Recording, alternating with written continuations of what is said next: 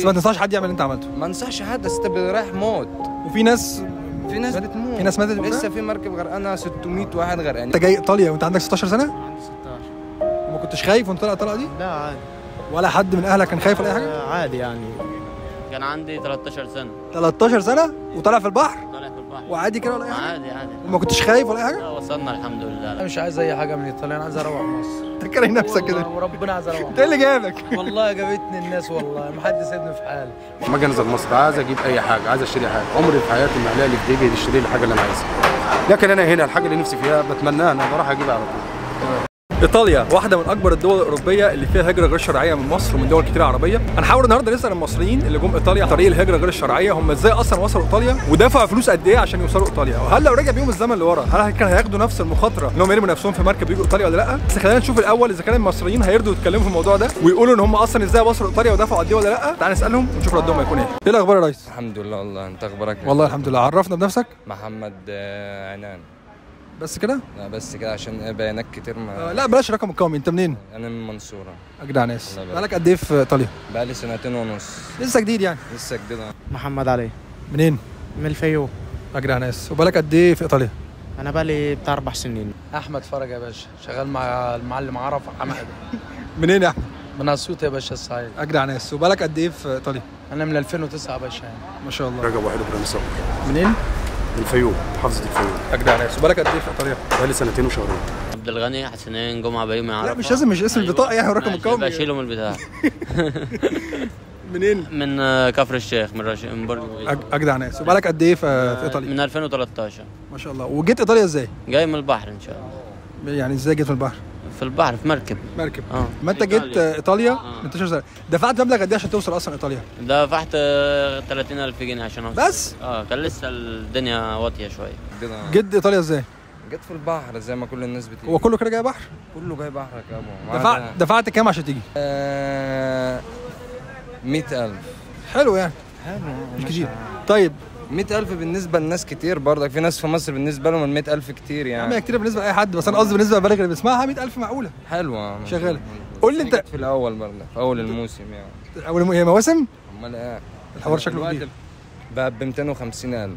دلوقتي بقى 250,000 عشان تيجي. إحنا متابعين الأسعار. أنت جيت في السعر القديم؟ جيت أنا في الأول. أنا جيت من تركيا، من اليونان يعني. يعني أنت طلعت أصلا تركيا إزاي؟ تركيا رحت طيران. رحت على تركيا؟ ومن تركيا عملت ايه بقى؟ من اليونان. تركيا على اليونان وبعدين؟ ومن اليونان رحت صربيا، من صربيا جيت على ايطاليا. لفه حلوه يعني. ودفعت كام في الحوار ده؟ والله ما انا فاكر يعني الصراحه يعني. والله ايه؟ مش فاكر الصراحه يعني تقريبا دفعت مبلغ قد ايه؟ حوالي بتاع 5000 6000. 5000 6000 يورو؟ طيران يا باشا، عمل لي دعوه ابويا وجيت.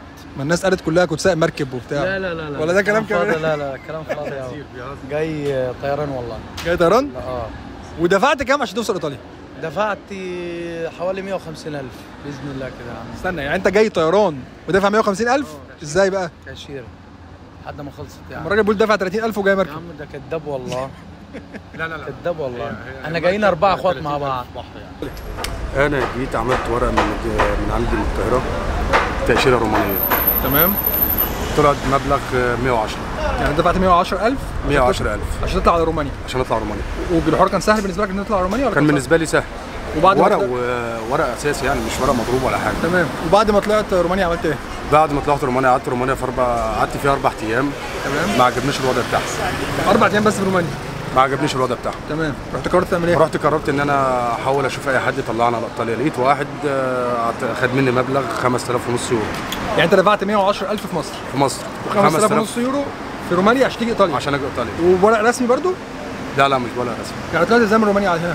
انا طلعت من رومانيا على قطر على طول. على ايطاليا؟ قطر بقى، في قطر تاني لحد ما دخلت النمسا. تمام. وصلت النمسا، عرفت ان انا تركم على تليفون وعرفت اتعامل مع البشر لحد ما ربنا كرمني قطعت تذكره لميلانو. لقيت نفسي في ميلانو. اصحاب وولاد عمي وكده اتصلت عليهم، جو خدوني وكله تمام وزي الفل ان انا وصلت. وعملت ورق ولا ما عملتش ورق ولا انت عايش هنا ازاي؟ انا عايش هنا بورق اللجوء. ورق اللجوء. طبعا ما ينفعش تنزل مصر. لا ما ينفعش انزل مصر.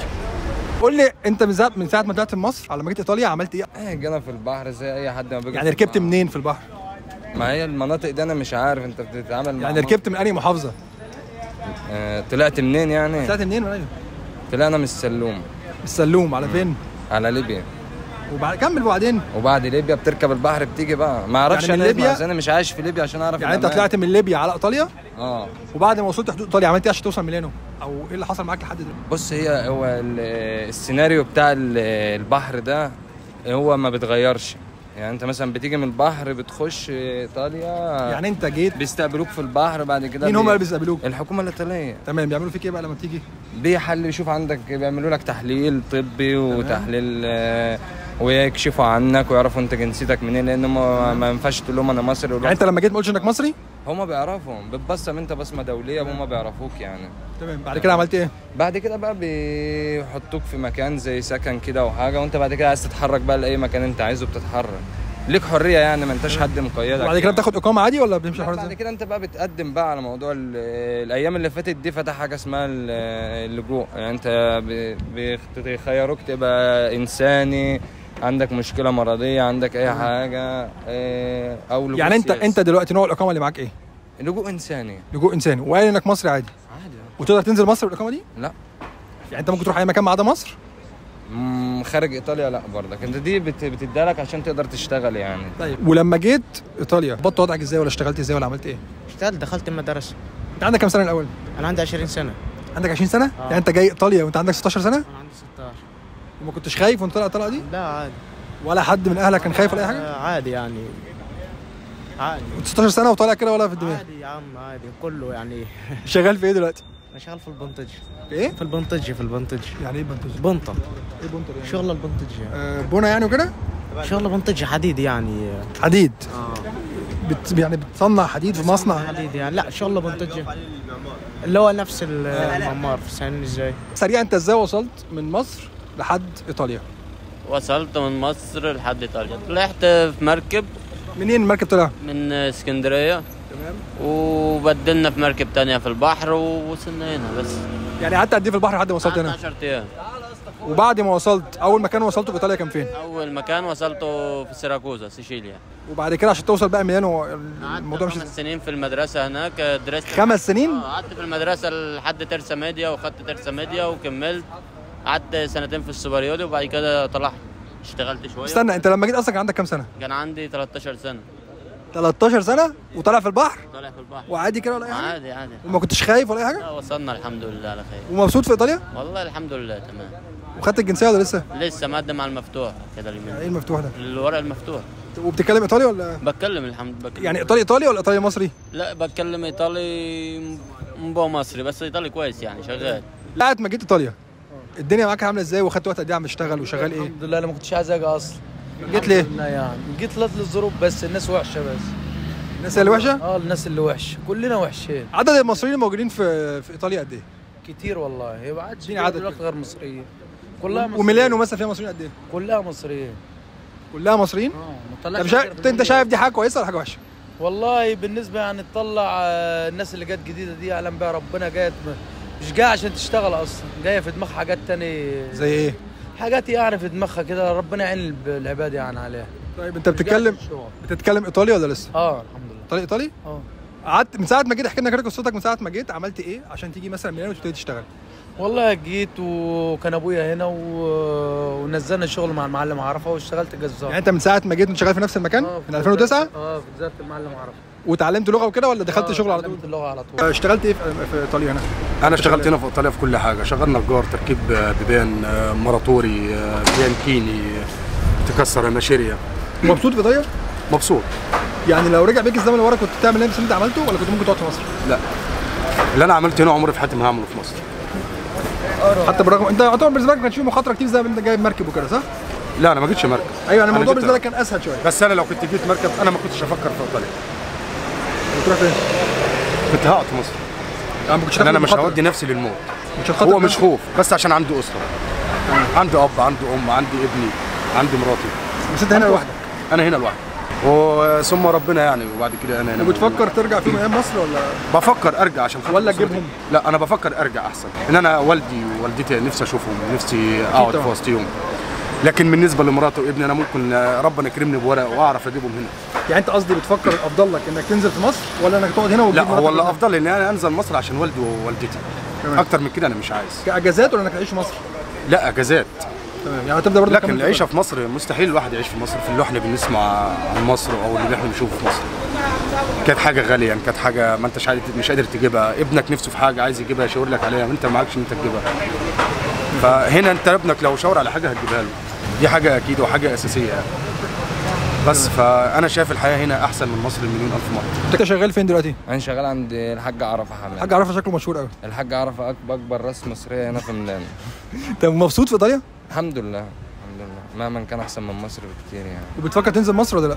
هننزل ان شاء الله. يعني انت دلوقتي ما تقدرش تنزل، تقدر تنزل امتى بقى مصر؟ اما تقدر تحصل على اقامه وبعد كده تنزل مصر عادي. عادي. ولو رجع بيك الزمن لورا، ايوه ركز بقى في السؤال، تمام. كنت عملت نفس اللي انت عملته والمخاطره اللي انت خدتها ولا كنت قعدت في مصر؟ بص، هي مساله اسم ونصيب، هو نصيب يعني انت فاهم. مش يعني انا ما بنصحش الناس ان هي تعرض نفسها للموت، وفي نفس الوقت مش هقول لك انا لو ده سؤال مش واضح اللي انت بتقوله ده. ليه مش واضح؟ ليه مش واضح؟ لان انت ما ينفعش تشجع حد ان هو يعرض نفسه. لا انا بسالك انت شخصيا. انا كمرحله عندي في ايطاليا كمثلا كحياه في ايطاليا، الحياه كويسه في ايطاليا، بس انا ما اقولكش. بس ما تنصحش حد يعمل اللي انت عملته. ما انصحش حد، بس انت رايح موت. وفي ناس بتموت. في ناس ماتت لسه في مركب غرقانه 600 واحد غرقانين وفي مليون جوم. فاهم؟ هي مساله اسمه ونصيب، حسب انت بقى ما بتفكر، حسب تفكيرك، حسب تقدير ربنا ليك. في ناس بتروح وترجع، وفي ناس بتموت، وفي ناس ما بتعديش، وفي ناس بتيجي هنا وبترجع تاني. بيرجعوهم اصلك؟ مش ما برجعهمش، انت بترجع خلاص تلاقي الدنيا قفلت في وشك، مش هتيجي هتلاقي الشغل مستنيك والاقامه مستنياك، لازم تتعب انت فاهم. تمام. ما ممكن انت لو واحد ملوش حد هنا ما لقاش حد يساعده بيروح. في ايطاليا؟ مبسوطين يا عم، كله مبسوط، في حد يعني.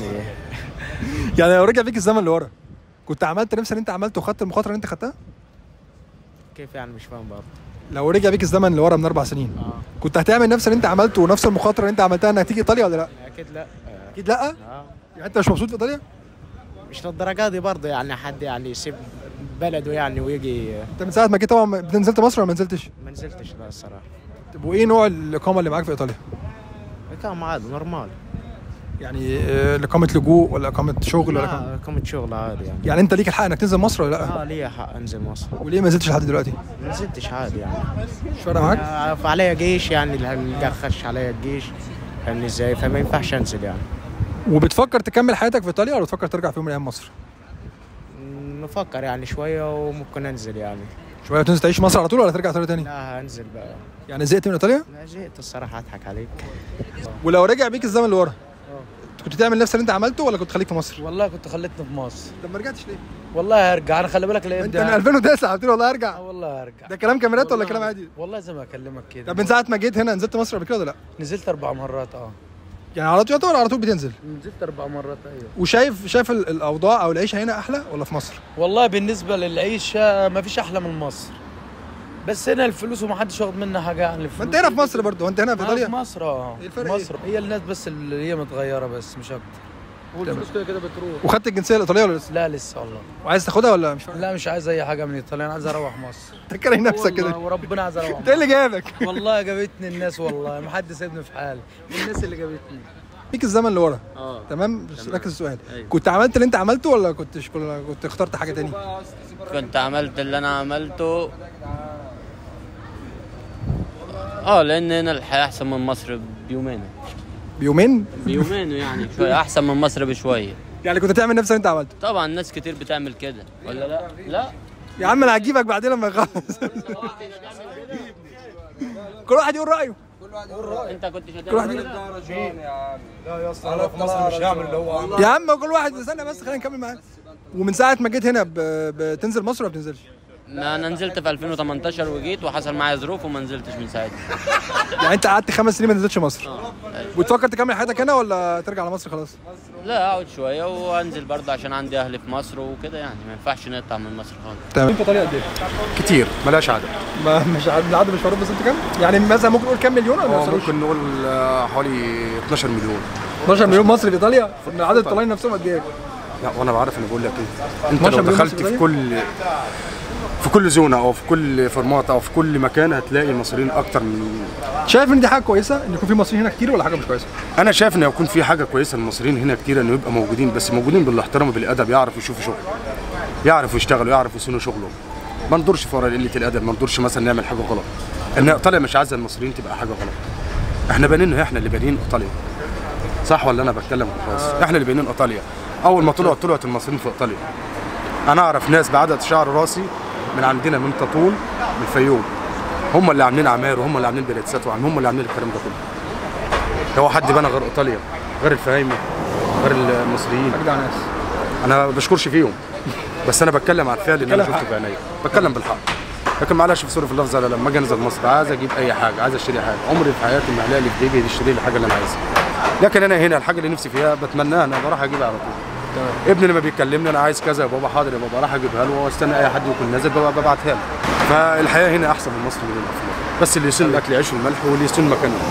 دي حقيقي يعني، وكلام من اخواتي اخ من اخواتي كلهم يسمعوا الفيديو ده فعلا. يسن ايطاليا ويسن اكل عيشها ويسن حياته فيها، ما يلعبش فيها ولا يبوظ فيها، عشان فيها ما في ناس كتير قوي باظت من ايطاليا وترحلوا بقت مجانين. احنا مش عايزين كده، احنا عايزين مصر تبقى فعلا قدام الايطاليين رجاله. واسف على اي كلمه طلعت. حبيبي الف شكر حبيبي.